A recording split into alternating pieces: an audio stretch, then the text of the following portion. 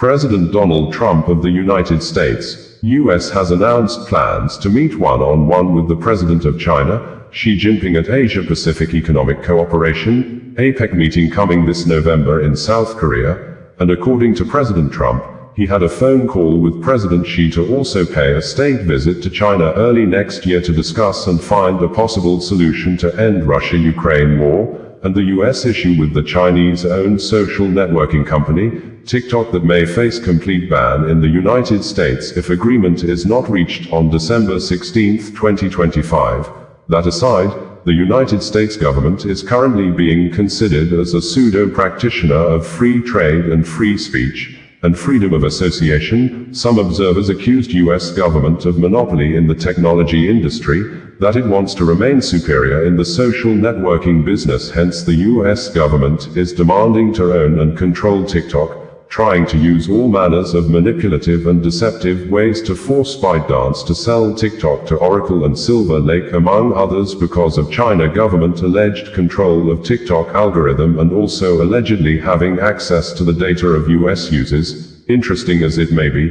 in the aspect of trying to apparently abuse freedom of association, United States government under President Donald Trump has revoked and denied visa to Palestinian President Mahmoud Abbas and 80 other Palestinian authorities in order for them probably not being able to attend the United Nations General Assembly meeting to speak out their minds against Israel war in Gaza and other Palestinian territory. But other world leaders on Friday, in a vote of 145 against 5, permitted the Palestinian president, Mahmoud Abbas, to address the World Assembly via video call next week. China, as one of the biggest economies in the world, has been on loggerhead with its major trade rival, the United States, since 2018 during the first tenure of President Donald Trump, and its loggerhead with US has probably made China to maintain a strategic, pro-Russian position on the war in Ukraine, publicly claiming neutrality while allegedly providing essential economic and diplomatic support to Moscow. Reports indicated that Chinese officials privately admit that a Russian defeat would not serve Beijing's interests, which center on its geopolitical rivalry with the United States. Also, China's state-controlled media, Xinhua News Agency, People's Daily, China Central Television, which include China Global Television, China National Radio CNR and China Radio International CRI, some of them always using the prominent social networking platform in China, the Weibo social media, are frequently and apparently always amplifying Russian talking points, such as blaming and accusing the North Atlantic Treaty Organization, NATO, of expansionist agenda and the US for allegedly creating the conflict between Russia and Ukraine. On TikTok, as of September 2025, TikTok continues to operate in the US while its owner, ByteDance, negotiates a deal with American buyers to avoid a ban. The social networking app, which has since become one of the most used social media platforms in the world due to its favorable algorithm that challenged older existing social media platforms for low distribution of users' contents. It may be true that there are certain things people do to others, they may not take the same from anyone. This assertion appeared to have come into play in the current administration of Nigeria President Bola Ahmed Tinubu, who in the era of President Goodluck Ebele Jonathan apparently used spin logic to always make false statements, incite the public against the government, destroy the reputation and personality of the then President Goodluck Ebele Jonathan. As you may know, spin logic in communication is a public relations campaign strategy that uses deliberate biased or misleading interpretations of events and information to influence public perception. In one of the viral videos between 2012 and 2014 in the history of politics in Nigeria, President Bola Ahmed Tinubu, who was then a chieftain of the defunct Action Congress of Nigeria, ACN, and later All Progressives Congress, APC, allegedly told a gathering of thousands of people that the then President Goodluck Ebele Jonathan said Nigeria citizens should face death or starve to death, directly or indirectly saying that the then President Jonathan did not care about the well-being of his people. Till date, Tinubu has not shown any evidence to back up his claim that the people are hungry. President Jonathan said they should face death, and in some occasions, Tinubu called on the police not to attack protesters. Specifically, on November 29, 2013, Tinubu tweeted via Twitter, now X social media platform, that police do not attack protesters, your children are involved, your lives are involved, your children's future lie here, and urged millions of Nigerians to protest peacefully against the Jonathan-led government. And in one of the protests, Occupy Niger, allegedly sponsored by Bola Ahmed Tinubu, according to Reno Omokri, who was then a media spokesperson to Jonathan, the then President Jonathan's photo was placed on a coffin as a dead man, and the coffin was labeled RIP, meaning rest in peace. Also, in February 2011, as reported by Nigeria media,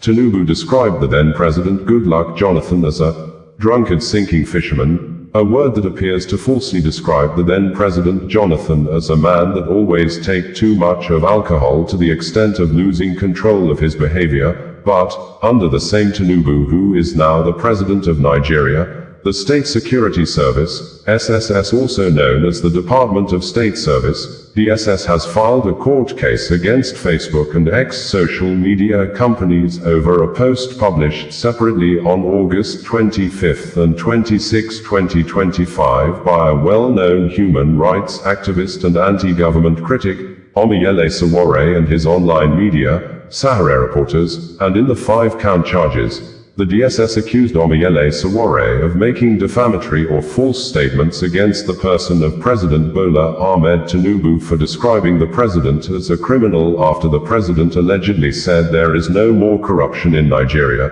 In the legal battle, Omoyele Sowore has also gone to court to stop Facebook, X social media from deleting his posts, and sued the DSS for unconstitutional media censorship.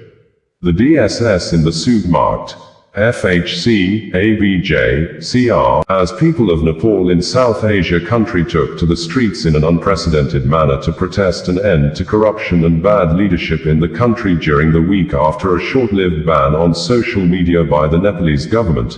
Nigeria's secret police, known as Department of State Security Services, DSS, appeared to have doubled efforts apparently to avert the unpleasant Nepal situation in the West Africa country, a situation where some politicians in the South Asia country tasted the bitter side of their citizens like never before. The DSS has appeared to be on the neck of X social media management to ensure the deletion of a post tweeted by the founder of Sowore Reporters News Media and a well-known anti-government critic, Omoyele Sowore, that allegedly described the Nigeria president, Bola Ahmed Tinubu, as a criminal, a statement Sowore made in reaction to the words of President Bola Ahmed Tinubu over corruption in Nigeria while the president was on official visit in Brazil. The DSS said Sowore misrepresented the president's statement, and as such, the supporters of the president are not happy over it. Hence, the security service demanded a retracted publication from Omoyele Sowore, but, in a swift reaction, Omoyele declined and accused the DSS of always acting illegally. In a letter written during the week and addressed to the Director General of the Department of State Services, Omoyele said, "I acknowledge receipt of your letter, which you stealthily dumped with a security guard at the office of my attorneys in Abuja, addressed to Abubakar Marshall. I find your horrendous attempt at holding an unwarranted brief for the president not only insidious but fundamentally defective, flawed in principle, and absolutely unlawful.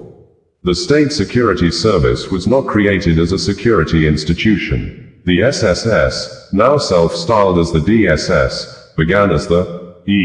Department, Special Branch, an office established in 1948 and initially located in the Office of the Inspector General of Police. It was later renamed the National Security Organization, NSO, but on June 5, 1986, the federal military government issued Decree No. 19, dissolving the NSO and unbundling it into 3 entities: the SSS for domestic intelligence, the NIA for external intelligence and counterintelligence, and the DIA for military-related intelligence. While the NIA and DIA largely kept faith with their mandates, the SSS under successive Director Generals has consistently acted bullishly, illegally, and unlawfully, serving as a ready tool of oppression for dictatorial regimes bent on breaking rules and repressing the rights of the Nigerian people. Thus, it is no surprise that you have once again resumed repressive hostility against me. In 1993, while I was student union president at the University of Lagos, policemen abducted me from the university gate during a peaceful pro-democracy protest.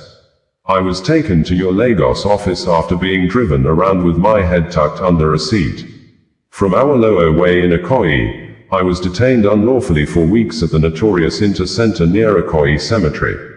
It took several days of lecture boycotts to force your hand to release me without charges.